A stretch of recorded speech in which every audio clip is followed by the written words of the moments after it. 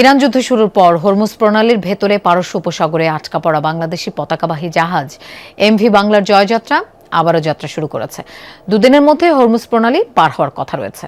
Bangladesh shipping corporation বিএসসির মালিকানাধীন জাহাজটিতে বাংলাদেশের ৩১ জন নাবিক রয়েছেন। সিলন টি রপ্তানিতে শীর্ষে। ইরান ইসরায়েল যুক্তরাষ্ট্র যুদ্ধের কারণে পারস্য উপসাগরে আটকা পড়েছিল বাংলাদেশ শিপিং কর্পোরেশনের জাহাজ এমভি বাংলার জয়যাত্রা। জাহাজটির সকল ক্রু নিরাপদে থাকলেও উৎকণ্ঠা ছিল দেশবাসীর মধ্যে। দুপুরে চট্টগ্রামে বাংলাদেশ শিপিং কর্পোরেশন কার্যালয়ে আয়োজিত সংবাদ সম্মেলনে জাহাজটির বর্তমান অবস্থান তুলে ধরেন প্রতিষ্ঠানটির এমডি।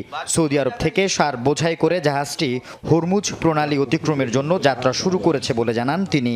লোড করেছি করে এখন জাহাজ now heading towards strait of Hormuz. হরমুজের 50-60 মাইল দূরে যাবার স্টপ হবে।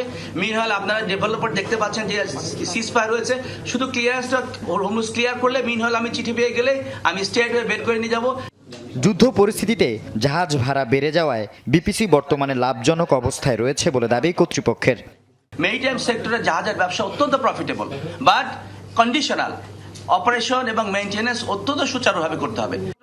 আগামী 2 থেকে 3 মাসের মধ্যে নতুন 3টি জাহাজ বিএসসির বহরে যুক্ত হবে জানিয়ে ওয়ান শিপ পলিসির আওতায় প্রতি বছর একটি করে জাহাজ কিনবে বিপিসি। প্ল্যানিং কমিশন হয়ে ইয়ারডিতে গিয়েছে, ফার্স্ট সার্চ চলছে। জাপানিজ গভর্নমেন্ট অলরেডি প্রাথমিক সম্মতি দিয়েছিল, এটা ইভ্যালুয়েশন চলছে। এর সাথে আরো 4টা জাহাজ, 2টা বাল্ক ক্যারিয়ার, 2টা ট্যাঙ্কার, সেটাও প্ল্যানিং কমিশন হয়ে প্রাথমিকভাবে এআইপি পাওয়ার পরে এটা ইয়ারডিতে গিয়েছে ফান্ড সার্চিং। এছাড়া আরো কিছু এলএনজি অন্যান্য শিপের প্ল্যান আছে, সেগুলো অনেক। আল আমিন শিকদার, যমুনা নিউজ, চট্টগ্রাম।